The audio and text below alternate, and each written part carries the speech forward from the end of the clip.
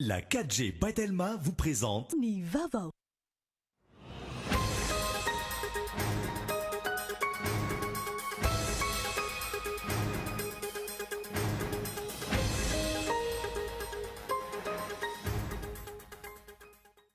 Hatramin'izao tsy mbola niantso nisy olombavim-bahoaka hivory tiara-potoana ny gouvernemanta andinika ilay volavolan-dalàna hifeny fifidianana. Mihampitombo noho izany ny iain'ireo mpanao politika sy ny fiarahamonim-pirenena. Mitaky ny anafoanana ny valin'ny fifananana idirao tsara farany teo ny CNIDH. Takin'izy ireo ihany koa ny anasaziana ny tompony andraikitra rehetra voakasika raha toka vao marina ny trangana kolikoly eo anivon'ny sekoly ambony ENMG. Mikasika ny vina 34 ny filoham-pirenena indray no loha-hevitry ny fanadihadiana niaraha ny Kolo TVFM sy ny Agence Capsule. Nilaza ny ankamaroany nanontaniana fa tsy mampiova inona na inona io vina io. Miasimba miaraka amin'ny fahantrana ny tontolo iainana hoy ny eo anivon'ny Alliance Vargasy. Tsy maintsy mijoro isika ahafahana miaro ny hoaviny taranaka mampara manoloana ireo fitrandrana ny harem-pirenena.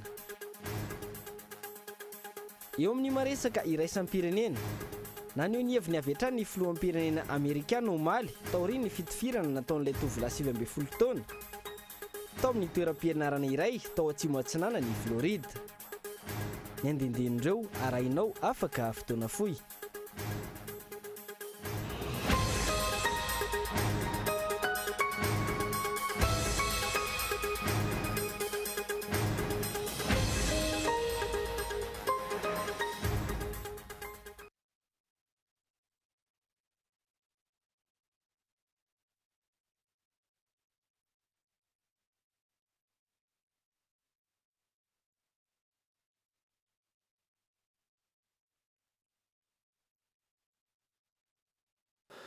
Fanaritra tompoko lasy tompoko vamanazanao anaraka ny fampalala amin'ny Kolo TV hatramin'ny farany. Nanombotsika ny vaovao dia hatramin'izao tsy mbola niantso ny solombavamboaka hivory tsy ara-potoana ny gouvernemanta andinika ireo volavolan-dalàna hifeny fifidianana. Mihampitombo noho izany ny ayay eo amin'ny mpanao politika sy ny fiarahamonim-pirenena. Iandro Arson. Nolazay ny filohan'ny Antenimera tamin'ny 15 volana Janoary nandritra ny fifampiarabana ny asaramanitra teny Avoloha fa maika ny fandaniana ny lalàna hifeny fifidianana ary ifavonina ny solombavim-bahoaka andinika izany. Hatramin'izao anefa dia mbola tsy niantso ireo solombavim-bahoaka hivory tsy ara-potoana andinika ireo volavolan-dalàna ireo ny gouvernemanta. Raha tsy ahivana, efa tamin'ny tapaky ny volana Jolay taona 17 no nanolorany ny komision consultative izay nahitana ny solotenany antoko politika sy ny fiarahamonim-pirenena ary ny seni ny gouvernemanta ireo sosikevitra avy aminy anaovan'ilay komite interministeriel rijanteny ho volavolaina hifeny fifidianana. 27 andro aty aorian'ny kabary teny Avoloha mbola tsy tanteraka ny fiantsonana ny solombavim-bahoaka andinika ireo volavolan-dalàna hifeny fifidianana ireo. Veriasana ny Antenimera izay sehatra tokony isian'ny adihevitra demokratika mialoha ny fandaniana ny lalàna. Ny fitarazon'ny famoahana sy ny tsy fisian'ny mangarahara amin'ny votoatin'ireo lalàna hifeny fifidianana ireo dia mampitombo ny ayay eo amin'ireo firaisamonim-pirenena sy ny mpanao politika ary ny vahoaka malagasy. Ahinany amin'izay mety hisian'ny kajikajy ataon'ireo mpitondra noho ny fatahorana fifidianana manoloana ny tsy fahombiazana amin'ny fitantanan-draharam-pirenena ka mahatonga izay fahasimbany ny firenena izao amin'ny sehatra maro. Fifidianana filoham-pirenena izay fandrandray ny vahoaka malagasy fatratra ahafahany manilika sy manolo ny mpitondra efa voapirofo fa tsy naomby. Mitaky ny anafoanana ny valin'ny fifaninanana idirana ompitsara farany teo ny CNIDH takin'izy ireo ihany koa ny anasaziana ny tompony andraikitra rehetra voakasika raha toka vao marina ny trangana kolikoly eo anivon'ny sekoly ambony ENMG. Fezoro Ravaly. Manoloana ny resabe mandeha mikasika ny fisina kolikoly eo anivon'ny sekoly ambony manofana ompitsara na ENMG namoaka fanambarana ny CNIDH androany izay nanamafy fa tokony ho laharam-pamehana ho an'ny ministera tompony andraikitra sy ny fanjakana foibe ny fandaminana izany sy ny famahana etsy olany kolikoly ity indrindra amin'ny tontolon'ny fitsarana izay efa ratsy laza tanteraka eo anatrehan'ny vahoaka malagasy sy ny sehatra iraisam-pirenena. Notspin'ny CNIDH ihany koa fa manome vahana ny tsy fanajanan'ny zon'olombelona izany ary tsy mametraka ny fitovian'ny heritsika ho an'ny mpifaninana ka tsy ahafahana mahita ireo kandidà mahay marina. Takin'ny CNIDH raha ny fampitam-baovao nalefany hatrany ny hanafoanana ny valan'ny fifaninanana hijirana omby tsara izay nitontosana ny 9 febroary lasa teo. Manohana ny azaky ny Bianco ihany koa izy ireo ary mitaka ny anasaziana ireo tompon'andraikitra voakasika amin'ny fampijirana mpianatra omby tsara raha toa ka vao marina ny trangana kolikoly ayahiana amin'izao fotoana izao. Ankilany nefa nofoanana ny fisavana ny tranon'ny talen'ny fitantarana ara-bola eo anivon'ny ENMG izay voasaringotra amin'ny raharaha kolikoly hampijirana mpianatra omby tsara. Mangina ihany koa ny ministeran'ny fitsarana manoloana ny raharaha fa anginana izay adikan'ny mpanara-baovao sy mpanjinika ho firaisana tsokombakomba. Ratsehivina nefa avao tsy ela no nandray anjara tamin'ny fiorana ny tampon'ny fiombonam-be afrikanina tany Addis Abeba ny mpitondra malagasy, fionana izay niompana tamin'ny ady amin'ny kolikoly. Saingy hatreto tsy misy fivoarana mihamaro ny trangana kolikoly mipoitra eto sy aroa. Ratsehivina nitatitra ny Transparency International mikasika ny marirefin'ny kolikoly na ny indice de perception de corruption tamin'ny taona 2024 dia eo amin'ny laharana fa 570 amin'ny firenena 570 no misy any Madagasikara raha nivokatra ny fanadihadiana nataon'ny World Justice Project ihany koa. Amin'ny firenena 13 nanaovana fanadihadiana, laharana fa 9 no misy any Madagasikara amin'ny indice sur l'état de droit 2024. Mahakasika ny vinan'ny 3 filoham-pirenena indray no aloha hevitra ny fanadihadiana ny arahan'ny Cool TV FM sy ny agence Capsule.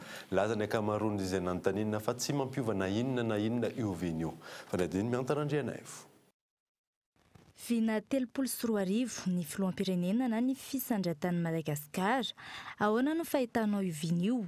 Io no fanontaniana napetraky ny Cool TV FM sy ny agence Capsule tamin'ny olo-pirenena misy 570 taonany miakatra teto Andrenivohitra ny fa 30 ny volana janoary ka hatramin'ny voalohan'ny volana febroary teo. 250 namaly fa mitovy amin'ireo tao aloha ary resabe fotsiny izany.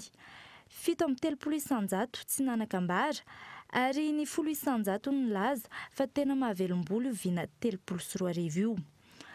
Tsy misy ho antenaina izay raha fehezina ny fanazavan'ny fiarahamonim-pirenena mikasika izay fisandratan'ny Madagasikara izay. Mialohan'ny hanaovana vina lavitrezaka, ny fampioarana ny fiainam-pirenena, ny sosialim-bahoaka, toe-karena, fandriampahalemana ny tokony ho hatsarain'ny mpitondra tao anatin'ny taona maro teo amin'ny fitantanana ny firenena.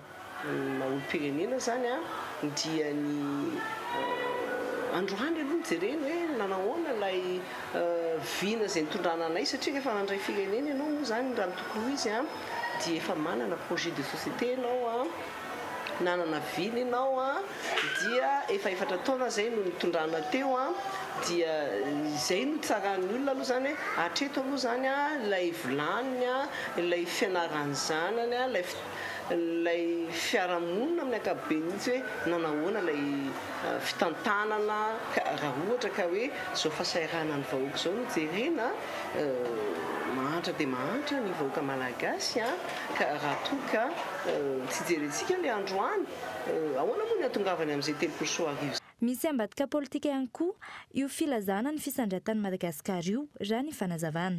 Ny mampime amin'ilay izy dia ny hoe mbola ho ampiasaina foana ve hoe kajikajy politika amin'izao fahatram-bahoaka efa mampiteny monde zao na dia ataoko hoe tsy nandihy sekoly azy dia tsy ahafantatra ve hoe volana vitsivitsy alohan'ny fahataperan'ny fepitaonanao ianao vao maneho zavatra hafa indray tahakany hoe ho vaovao azy eo rehefa avy eo. Efa takatra ny vahoaka zany ny fahafantarako azy tokony hanana ny hevitra azo ampitahina amin'izay mafonja dia mafonja ny eo an-daniny. Araka izany, mijano resabe no andraisany maro ny filazany filoham-pirenena izany. Raha eo amin'ny fampandrosoana amin'ny ankapobeny tsy tantaratra ny fampiaran'ireo vina teo aloha, ny fiakaran'ny vidim-piainana izay tsy ahitam-baolana maharitra tao anatin'ny taona maro. Miverina kosa ny fahatapahan-jiro amin'ny faritra maromaro eto Andrenivohitra na eo aza ny fiakaran'ny vidin'izany. Tsy mifanaraka amin'ny sarany araka izany ny kalitaon'ny tolotra eo anivon'ny jirama raha ny fitarainan'ny mponina Michela Narzon. Saika isan'andro amin'izao ny fahatapahan'ny herinaratra amin'ny faritra maromaro eto an-drenivohitra. Ratsorana ho an'ireo olon-tsotra miverina ho izy ireo ny délestage. Tsy maharitra nefa fa saika ora iray farafahelany. Aty anatilo misy fatapahana satria mipetraka ao an-trano tapaka vetivety dia miverina vetivety ihany ka. Toatzay nanomboka tamin'ny herinandro iny aloha zany mahasikaritra presque isan'andro. Dia zavatra midina eo sy dia misy hoe ihany fa dia efa tapaka aloha izy aloha dia mijaly aloha amin'ilay kesy, ilay mpanao kesy no hanina tena mijaly amin'ilay izy. Satria mitsika le kesy dia sahirana be amin'ilay mamerim-bola sotra izany. Betsaka aloha minainaina aloha, betsaka aloha tena mitaraina amin'ilay vidin-jiro miakatra. Tena betsaka tena be be tena mitaraina amin'ilay vidin-jiro miakatra. Dia manana namana edy taloha izy nandoa 75 lasa mandoa 225 izy izy. Eny Atosy izay mipetraka dia fatapahan-jiro ngamba isan-kariva eo amin'ny fito eo tapaka foana ilay izy. Eo amin'ny adiny iray latsaka eo. Vidin-jiro arakaraka matapaka an'ilay izy, mampiakatra an'ilay izy. Mpanjifa moa izany dia jala mihitsy izay mpanjifa satria dia amin'ny party Akasomanginy aloha izao no hitako mba ny vatanako dia tapaka matetika ilay jiro amin'ny hariva fa izany hoe indraindray ela be vao miverina, indraindray malakilaky. Iray volana ny akaran'ny vidin-jiro manerana ny Madagasikara araka izany miverina ny fahatapahan-jiro. Ho an'ireo sehatra miankina 100 isan-jato amin'ny herinaratra, saika fa tsy antoka iray lavaka no hita isan'andro. Izay zany karakara bika aman'endrika ny taresin'ny volo dia tena misy fiantraikany be aminay ilay fahatapahan-jiro satria indraindray tsy vita ny volon'ilay olona dia tapaka tampoka ilay jiro. Ena ilay olona satria indraindray tsy vita koa ny atsasaka ilay volo dia tapaka ilay jiro nefa ny client mety maika ohatr'izany. Intelo isan'andro ny tapaka ny jironay amin'ilay ora iasana mihitsy. Mifanaraka amin'ny sarany aloha ny kalitaon'ny tolotra omeny ny jirama. Izay amin'ny ankapobeny ny fimenomenoana ny mponina eto an-drenivohitra amin'izao. Raha ny fanadihadiana natao teny anivon'ny jirama, tsy délestage no mitranga eto an-drenivohitra sy ny manodidina, fa fahatapahana vokatry ny fanamboarana madinika. Hatreto aloha, raha toka niakatra 7.5 isan-jato amin'ny ankapobeny ny vidin-jiro, miandro tolotra mifanaraka amin'izay ny vahoaka. Feran'ny préfet de police ny fanehoan-kevitra ny momba ny raharaha Université any Mahajanga. Mila fahazoan-dalana avy amin'izy ireo ny fahafahana manao fanambarana na fanehoan-kevitra mahakasika ny raharaha io raha ny note navoakan'ny préfet hatramin'ny mpanao gazety no ferana tsy hamoaka an'io vaovao io. Lili Rabiata. Mba hahafahana mamany olana misy eo amin'ny Université ny Mahajanga sy ampitsarana ny fifandrangitana samihafa, rarana ny fanaovana fanambarana mikasika ny raharaha Université Mahajanga mandritra ny fotoana tsy voafetra. Ireo izay te hanao fanambarana na ny mpitantana ny Université Mahajanga na ny mpianatra na ny ray aman-dren'ny mpianatra dia tsy maintsy mangataka autorisation na lalana mialoha any amin'ny préfecture ny Mahajanga. Tokony tahaka io autorisation io na ny fahazoan-dalana ny tompony andraikitry ny hainao manjery na ny mpanao gazety mialoha ny hamoahana fanambarana mikasika ny Université Mahajanga. Izay raha fitinina note navoaka amin'ny préfecture ny Mahajanga mikasika ny raharaha université any an-toerana. Nanaitra ny mpanara-baovao ny fivoahan'io note io. Fahefana tahaka ny ahoana no anana ny préfet de police mandrara ny fahafana maneho hevitra na manao fanambarana mikasika io raharaha io.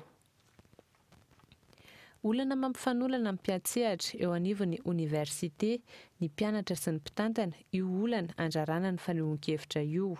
Manomboka sady ny sakatsakana raha ny fanehoan-kevitra samihafa. Fanapahan-kevitra tahaka io ndraisy ny préfet de police any Mahajanga io no manaratsy endrika ny fitondrana eo anatrehan'ny fiarahamonina. Firenena demokratika i Madagasikara saingy misy ny fanaparam-pahefana amin'ny fandrarana ny fanehoan-kevitra tahaka izao. Hatramin'ny mpanao gazety sy ny hainao manjery, baikoa ity tompona ndraiky mpanjakana ity amin'izay vaovao alefany. Fitakiana ataon'ny mpianatra hamelana azy ireo hiditra ao amin'ny campus, ny fialan'ny filohan'ny université, ny fandoavana ny vady-pianarana, ireo raha tsy hivina no anton'ny olana any an-toerana. Lafan'ny tontolo iainana kosa indray dia miasimba miaraka amin'ny fahantrana tontolo iainana Union nivon'ny Alliance Vargas. Araka izany tsy maintsy mijoro isika ahafahana miaro no avin'ny taranaka mapara manoloana ireo fitrandrana ny harem-pirenena. Gaetan Andriatsilavo. Miasimba ny tontolo iainana ankehitriny, tsy misy afa-tsy valo tapitrisa hektara sisa ny ala eto amintsika amin'izao fotoana. Miamahanitra ny vahoaka malagasy raha ny fanazavana, ary miasimba manaraka izany ihany koa ny tontolo iainana. na eo aza nefa izany maro ireo malagasy na ao anaty fikambanana na olon-tsotra na fiarahamonim-pirenena miady ho fiarovana ny tontolo iainana indrindra ireo azo sarobidy toy ny andramena ny bois d'ébène sy ny maro hafa izay atahorana ho lany tamingana raha mitoy ny fitrandrana tsy-ara-dalàna sy ny fanondranana ny tsokosoko ataon'ireo tsy maty manota. Anjarany tsirairay no miteny sy maneho ny heviny raha misy ny tranga mampiaya saingy tokony hanana pirofo ary mahafantatra tsara ny lalàna. Antony mahatonga izany ny hoe maro ireo olon-tsotra na fikambanana na fiarahamonim-pirenena mijoro hiaro ny harem-pirenena malagasy saingy izy ireo indray no hiaran'ny fanenjehana sy ny fampidirana amponja. Ireo andrarezina sy matianana kosa manohy hatrany ny asa ratsiny. Alliance Malagasy ny fantatrareo fa misy ireo tambazotra sy vovonana sasany any amin'ny faritra indrindra ahitantsika an'ireny activistes environnementaux gasy mahasakry reny zany.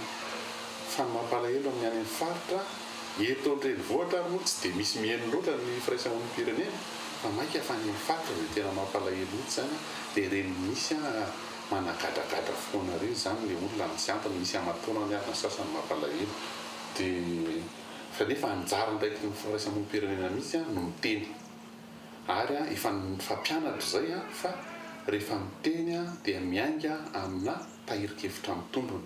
Rehefa miteny dia mahafantatra tsara ny lalàna. Re olona miteny rehetrarehetra reny tompo dia mahafantatra an'izany avokoa kanefa reny moa nanjo azy.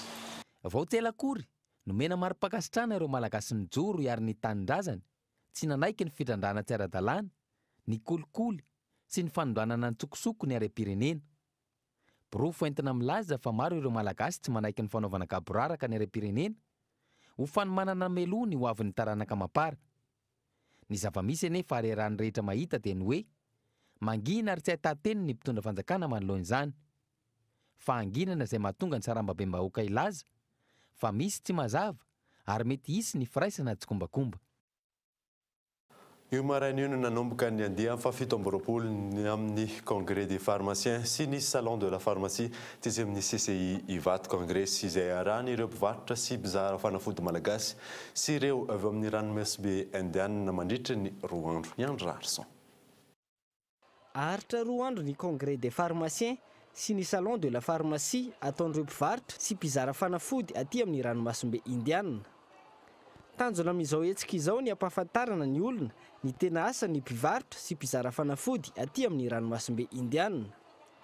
Isan'ireo mpandray anjara ny Cofarma ary manana ny tanjony manokana amin'ity congrès des pharmaciens sy ny salon de la pharmacie andiany fa 7 ity. Vanim-potoana ny conférence ny fédération ny pharmacien de l'Océan Indien vaninandro androany sy rapitso nanangana sy tanty teto daholo ny orinasa rehetrarehetra mikasika ny fanafody sy ny mpizara fanafody abongadina. Ny anay mi Cofarma na coopération pharmaceutique malagasy dia orinasa natsangana tamin'ny 1974 pharmacianina no nanangana azy ho an'ny pharmacie. Izy ity dia nataonay misongadina fa tianay ampiseho hoe orinasa malagasy le izy dia mampatsiahy ny mahasana pharmacien izay mifantoka amina zavatra anakefatra hitanareo reo ny compétence, ny efficacité, ny santé publique, teny confiance. Ny tanjonay dia anasosa anasitrana ireo marary izay tonga manatona ny pharmacianina manome torohevitra amin'ireo marary hoe inona ny fanafody mahatsabo azy ho tsara indrindra ary mifanentana amin'ny fahefany mividy. Izay ny tena tanjonay amin'ity conférence ny pharmacianina eto amin'ny sehatra indianina ity. Misy ihany koa mandritra ity congrès des pharmaciens sy salon de la pharmacie andiany fa 7 ity izay atao etsy amin'ny CCI Ivato ny adievitra sy fifanakalozana eo amin'ireo sampivarotra sy mpizara fanafody aty amin'ny ranomasimbe indiana izay hifarana rahampitso. Miteraka ny tsy fahazahoan'ny tanora asa ny tsy fanarahana eo amin'ny fianarana Lohatovina sy ny traikefa ary ny tolotr'asa tsy misy afa-tsy iray amin'ny 3 mitady asa amina orinasa eto Madagasikara no mahazo asa raha ny fanadihadiana natao. Miantarandrianaivo. Tsy manana asa avokoa ny 2,7 tanora eto Madagasikara ary iray amin'ireo mitady asa 3 amina orinasa ihany no tafiditra raha ny antotanisany meny fikambanan'ny DRH eto Madagasikara. Ny tsy fahafantarana ny asa tiana ho atao sy ny tsy famolavolana ny mpianatra mialoha amin'ny tolotr'asa maro no isany olana eto amintsika.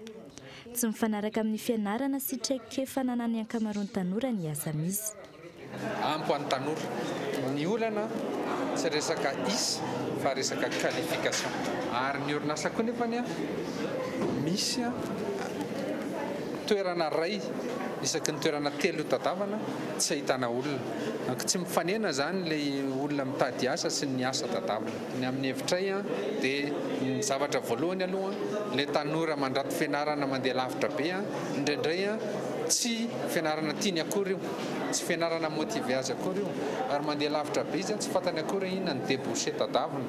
Na dia mianatra renao dia raiso reny occasion kelikely madinidinika matetitetika reny dia atambatambary ny isandro amin'ireny dia reny ny sota misy zafa manana expérience ana izao.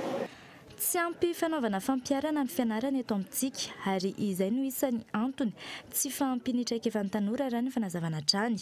Amin'ny ankapobeny mandrina ny 5 amin'ireo CV 30 tonga eny anivon'ny orinasa, iray ihany no voafantina hanao entretien d'embauche.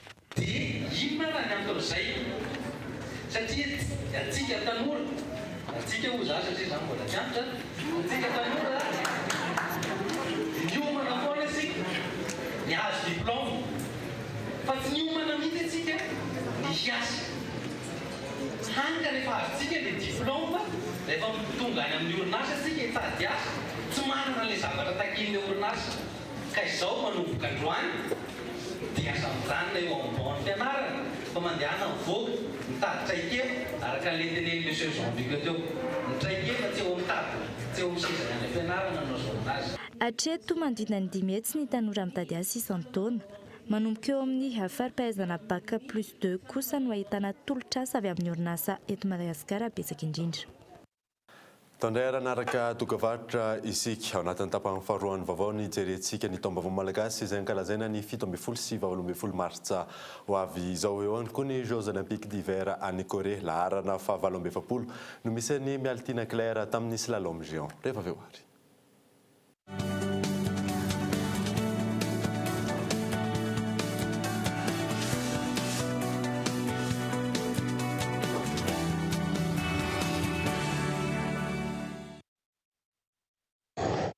Briquet Bic. Comptez sur Bic. 3000 allumettes équivalent à 2 briquets sans marque ou à un seul briquet Bic Maxi. Briquet Bic. Comptez sur Bic. Faites le calcul. 3000 allumettes équivalent à 2 briquets sans marque ou à un seul briquet Bic Maxi.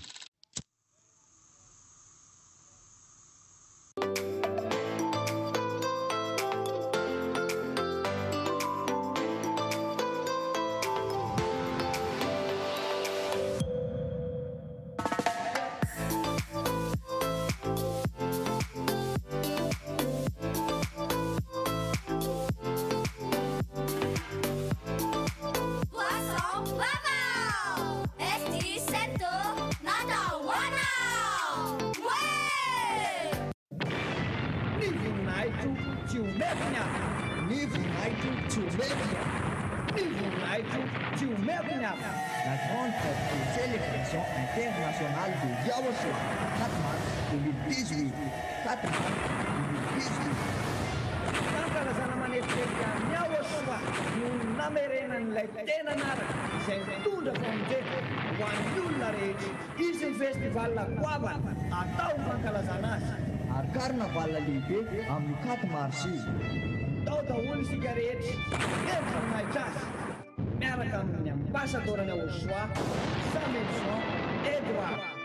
4 mars 2018. 4 mars 2018. Antananarivo, Ambohidrateto, Madagasikara. Fête be an'ny Yaosu. Lay fête be an'ny Yaosu. Fête be an'ny Yaosu.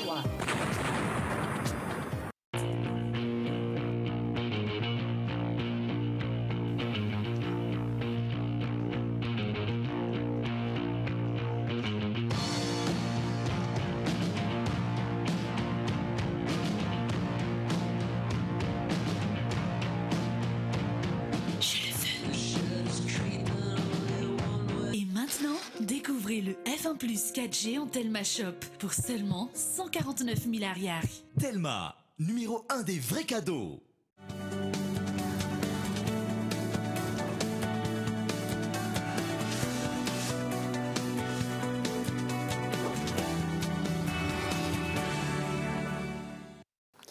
Veneto amin'ny fampalalam-baovao isika manomboka hita eto Madagasikara ny fiantraikan'ny fiovovan'ny toetry ny andro mbola lavitra ezaka ihany koa eto Madagasikara ny amin'ny fiadiana amin'izany raha ny fanazavana azo. Michela Ranardo. Fiovaovan'ny toetry ny andro tranga iray saika efa mitranga manerana n'izao tontolo izao, isan'izany i Madagasikara.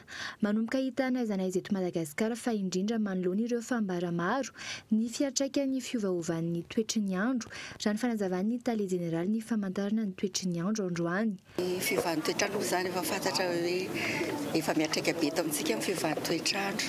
Efa hita ireny hoe ny rotsakorana miena ny fotoana ilatsahan'ny orana ny fahitana azy tao anatin'ny telopolo taona dia efa niena enimpolo andro ny fotoam-pahavaratra.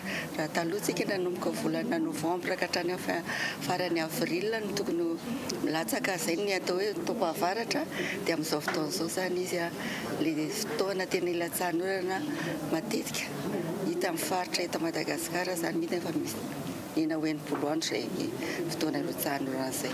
Ankoatran'izay moa dia hitantsika koa hoe mahery ny cyclone dia hita kely koa hoe niova ihany ny lalana. Hitanareo izay ny fandehany ena ao ny fandehany ava tsy dia tena lalana fahitana fidiran'ny cyclone ireny.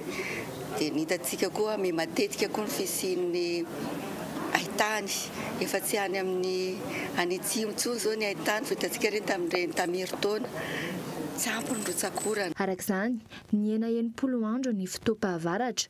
Ankoatran'ny eto afovoantany, isan'ireo voakasika manokana amin'ny fiovaovan'ny toetry ny andro ny any amin'ny faritra atsimon'ny Madagasikara. Raha nantontanisana avoakan'ny Global Surface Temperature Anomalie farany, raha toa ka aotra faingo 12°C ny fiakaran'ny hafanana maneran-tany noho ny fiovaovan'ny toetry ny andro ny taona 2012 efa tafiakatra aotra faingo 4.0°C izany ny taona 2012 ary aotra faingo 4.20°C ny taona 2012. Miaina hatrany ny vokatry ny paoma isa-taona eto Madagasikara. Tsara nefa ny kalitaon'ny vokatra raha tamin'ny taona ity no jerena. Ny fiovaovan'ny toetry ny andro eto Madagasikara ny antony voalohany mampiena izay vokatra izay fanadiny lovany irena. Ety amin'ny tsena Nanosy be, mitobaka ny paoma. Isan'ireo voankazo hita betsaka eto Antananarivo sy ny manodidina ity voankazo ity, ary ny faritra Vakinankaratra ny mamatsy ny nosy. Efa hita ny tsena ny karazana paoma samihafa izay samy manana ny vidiny amin'izao fotoana. 2 ariary ny kilaon'ny paoma golden ary 500 ariary kosa ny kilaon'ny paoma mamy. Vidiny ambogadiny ireo raha ny fanazavana. Tamin'ny taon-dasa sy tamin'ity zany tena very atsasaky ny tamin'ny taon-dasa vokatra amin'ity taona ity. Atsasany tena atsasany mety ahino ny latsaka azy. Le toetr'andro zany tsy zaka amin'ny paoma le orana be. Any amin'ny fotoana namoazany reny efa izy nisy fanala be. Dia nanitsana zany izy tamin'izay. Tsy tara ny fahavokaran'ny paoma raha ny tamin'ny taona ity, raha ny nambaran'ireo mpamokatra sy mpivarotra izany. Noho ny fiovaovan'ny toetr'andro sy ny fiantraikan'izany eto Madagasikara, miakely ny vokatra paoma isa-taona ho an'ireo faritra mpamokatra eto amintsika. Raha manodidina ny 3 alina taona isa-taona ny vokatra atao anatin'ny 5 taona lasa izay, tsy misy afa-tsy ny apahatelo ny sisa ny vokarina avy any amin'ny faritra Vakinankaratra. Zao hitako hoe nisy fiovana kely, ito majinijinika zao ny golden. Noho ny fianan'ny vokatra, mialafo hatrany ny vidin'ny paoma eny amin'ny mpamongady. Ankoatra ireo vokatra simba, misy ihany koa nefa miditra amin'ny fanamainana ny voankazo tahaka ny paoma, ny mpamokatra eto amintsika ahafahana manondrana izany. Nivoaka androany fa 14 febroary ny larana fa 14 ny Madagascar Matin Hebdo. Lohateny lehibe amin'izany. Thierry Rakotonarivo, le flou sur les règles entretient une atmosphère électorale désordonnée. Hita amin'ny pejy fa 405. Hita ihany koa ny insécurité vindicte une panne générale au sein de l'appareil judiciaire. Eo amin'ny chronique judiciaire no misy ny affaire Ratsimandrava. Le le procès mascarade voaresaka ihany koa Mialy Rajoelina leader africain de l'énergie verte ao amin'ny pejy 10 no miresaka mahakasika ny table de mada izay fandaharana eto amin'ny Cool TV sy ny fihoentin'ny rojo amin'izay fandaharana izay. Nanoizatsika ny vaovao dia taom-baovao malagasy ny 17 sy 18 martsa ho avy izao izay tsina ny alamady no ankalazana izay lanonana izay manerana ny Madagasikara. Fanadina. Tety andro mpanandroam-bolana no arahin'ny malagasy ka ny andro voalohan'ny volana alamady no atao hoe tsina ny alamady. Ary izany andro izany no manamarika ny fiandohan'ny taom-baovao malagasy. Vava alamady no anaran'io andro io izay andro iray amin'ny volana alamady. Ny taom-baovao malagasy amin'ny fankalazana tsy mialon-jafy sy natao ho an'ny malagasy tsy ankanavaka manerana ny Madagasikara ary ny vahoaka rehetra no entanina ankalaza azy. Ny taom-baovao malagasy moa zany no idikevitra foana tao ao. Kanefa no raha tena nydinihana izy dia ny trano kulturaly malagasy izay notarihan'ny dokotera Kotondrainy Joseph anisan'ny nanorina ny trano kulturaly io anisan'ny vinaitana na tonga an'izao zavatra izao. Ny 17 sy 18 ny volana martsa ho avy izao ny fankalazana ny taom-baovao malagasy. Navoaka tamin'ny fomba ofisialy tamin'ity androany ity ho daty fankalazana ny taom-baovao malagasy io ahafahan'ny vahoaka ankalaza izany amin'ny mahazava-dehibe azy ho amin'ny malagasy. Lamina Rabojanahary ny arahana tsisy resaka eto hoe ny taranaka ny Antemoro nanao taom-baovao malagasy tamin'izao fotoana izao na ny taranaka Andriaboka voanintany nanao an'izao na ry zareo avy any atsimo nanao taom-baovao malagasy tamin'izao fa lamina Rabojanahary izany hoe midio amin'ny alalan'ny afo tany rivotra ranon'ny firenena nandatsika zao ny rivo doza nisy varatra midio Rabojanahary isika menakafy ohatran'izay koa tsika olombelona tonga amin'ny fotoana famelana amin'ny volana mars alohan'ny 17 ny volana mars niza raha efa famela dia tsara amin'ny famelana rehefa tsy famela dia samy mizaka ny azy fa fotoana dehibe ohatra. Ny ampitambatra ny fankalazana eo amin'ny malagasy rehetra no tanjona amin'ny 17 sy ny 18 ny volana martsa ho avy izao izay fankalazana ny taom-baovao malagasy iraisan'ny vahoaka malagasy ary ho avy eto an-drenivohitra ireo Sojabe sy zokiolona manerana ny nosy.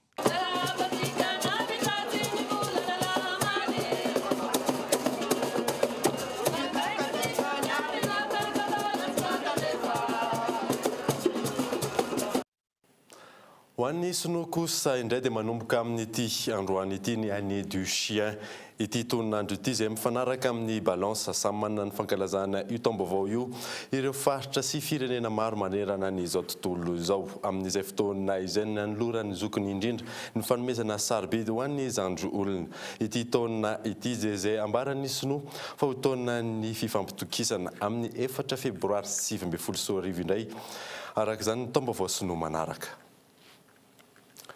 Eo amin'ny tontolon'ny fanatanjahantena kosa indray Jeux olympiques d'hiver any Corée laharana fa 17 amin'ireo mpifaninana 17 misy ny Mialy Leclerc tamin'ny slalom géant kajy vehivavy amin'ny taranja ski fanadifa izy Ravaly.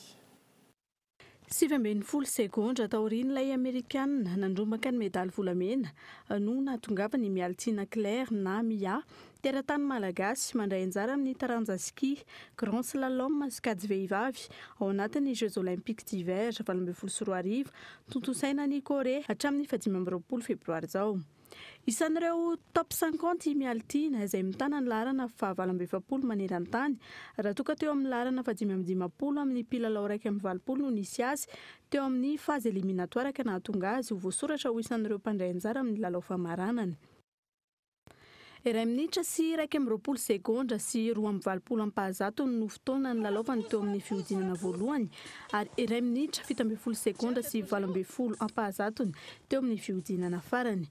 Ratsehiviny Imia 19 taona no misolo tena ny Madagasikara any amin'ny Jeux olympiques d'hiver 2024 taranja ski. Maresaka iraisam-pirenena kosa indray dia naneho ny heviny avy hatrany ny filoham-pirenena amerikanina omaly taorian'ny fifampitovirana ataon'ilay tovolahy 17 taona teo amin'ny toeram-pampianarana iray tao atsimo atsinanan'ny Floride fanadina mpisany France 24. Omaly naneho ny heviny mahakasika ilay tranga tao Parkland ny filoham-pirenena amerikanina. Notre nation tout entière avec le cœur lourd. Mivavaka ho an'ireo olona namony ainy sy ny fianakaviana ny firenena iray manontolo ho an'ireo mpampianatra ny ray aman-dreny ny mpianatra eto izahay hanohana anareo pour diminuer votre douleur. Nicolas Cruz 7 taona izy ilay nahafaty mpianatra miisa 17 ny alarobia lasa teo tao amin'ny toeram-pampianarana iray tao Floride.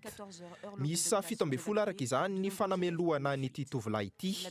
Nanisy aza ny filazany ny mpisolo vavany fa manaiky ny fahadisoany ny tenany dia tsy noraisy ny fitsarana intsony izany. Raha ny nambarany ireo mpiray vodi-rindrina tamin'ity tovolahy ity, manana fitiavana ny basy tokoa i Nicolas Cruz. En 2017, le FBI a reçu des informations sur des tamin'ny taona 17 ny FBI dia efa nahazo vaovao mahakasika ana olona iray izay nosoratana tao amin'ny YouTube izay milaza hoe ho asako ho any aoriana ny fitifirana olona any am-pianarana. Tsy mbola fantatra ny andro ary ny ora anaovana ity olona iray ity izany fitifirana izany tamin'izany fotoana izany. Mbola andalana ny fanadidina raha tena marary saina marina ity tovolahy ity. Alohan'ny sarana daverina aminao ireo vaovao-songadana tamin'ity alina ity hatramin'izao tsy mbola niantso ny solombavamboaka ivory tsy ara-potoana ny gouvernement andinika ireo volavolan-dalàna ifen'ny fifidianana miamitombo noho azany ny ayay amin'ny mpanao politika sy ny fiarahamonim-pirenena. Mitaky ny anafonana ny valin'ny fifaninanana idirana ompitsara faranteo ny CNIDH takin'izy ireo ihany koa ny anasazina ny tompona ndraikitra rehetra voakasika raha toka vao marina fatrangana kolokolo ny eo anivon'ny sekoly ambony ENMG. Ary farandeha mahakasika ny vina 3 filoham-pirenena indray loha hevitra fanadidina ny arahany Cool TV FM sy ny agence capsule ny lazana ankamaroany izay nanontaniana fa tsy mampiova na inona io vina io. Izay mamarina vaovao tamin'ity alina ity hankasitrany ianao nanaraka izany soava tsara ady tompoko.